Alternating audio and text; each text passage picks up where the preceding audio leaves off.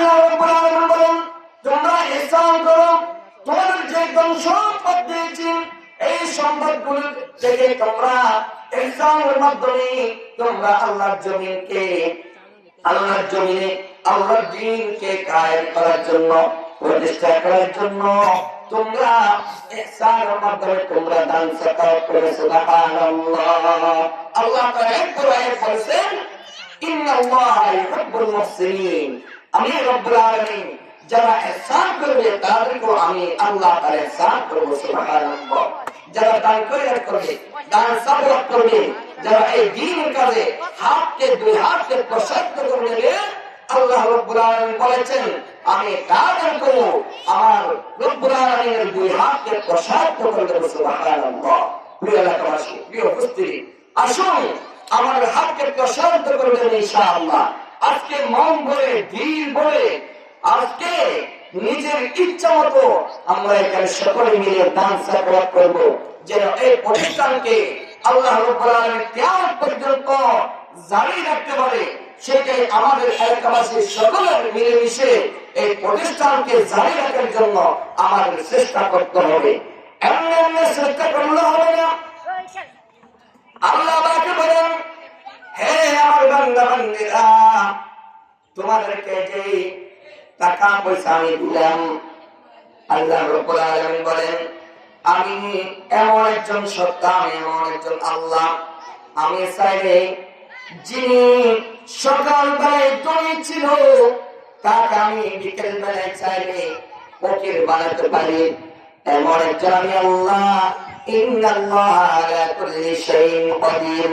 আল্লাহ তাআলা বলেন আমি একজন ক্ষমতাবান ব্যক্তি, আমি একজন এমন ক্ষমতাবান, আমার ক্ষমতার চেয়ে পৃথিবীর জমিনে কারো ক্ষমতা নেই।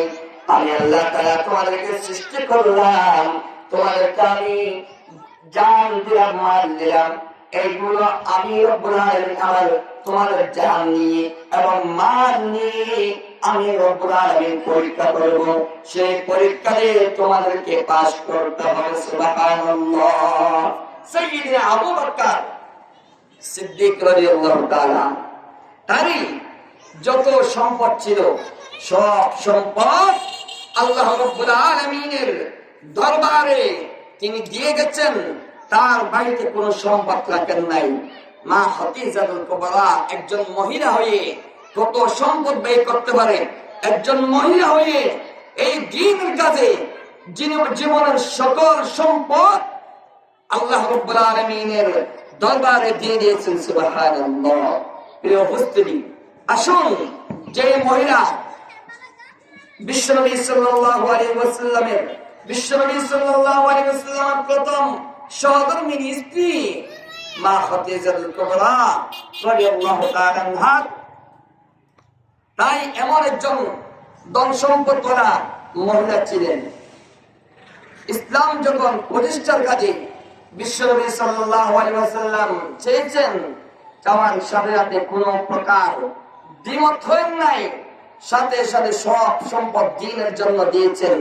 আমার রাসূল সাল্লাল্লাহু আলাইহি ওয়াসাল্লাম যখন মিরাজ শরীফে গেলেন, সেখানে জান্নাত যখন পরিদর্শন করলেন, জান্নাত পরিদর্শন করার সাথে সাথে আমার রাসূল সাল্লাল্লাহু আলাইহি ওয়াসাল্লাম ওখানে দেখতে পেলেন সামনে একটি সুন্দর ঘর। এমন একটি ঘর দেখতে পেলেন যে ঘরটি দেখার সাথে সাথে বিশ্বনবী সাল্লাল্লাহু আলাইহি ওয়াসাল্লাম জিজ্ঞেস করলেন, ইয়া জিবরাইল, এই ঘরের মালিক কে? ইয়া রাসূলুল্লাহ, এর মালিক হলো আপনার স্ত্রী মা খাদিজাতুল কুবরা রাদিয়াল্লাহু তাআলা আনহা। সুবহানাল্লাহ। ও আমার মা বোনেরা, আপনাদেরকে এগিয়ে আসতে হবে।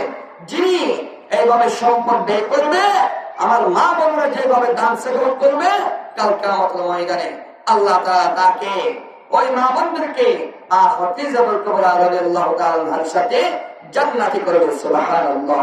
আল্লাহ পাক আমাদের সবাইকে আমল করার তৌফিক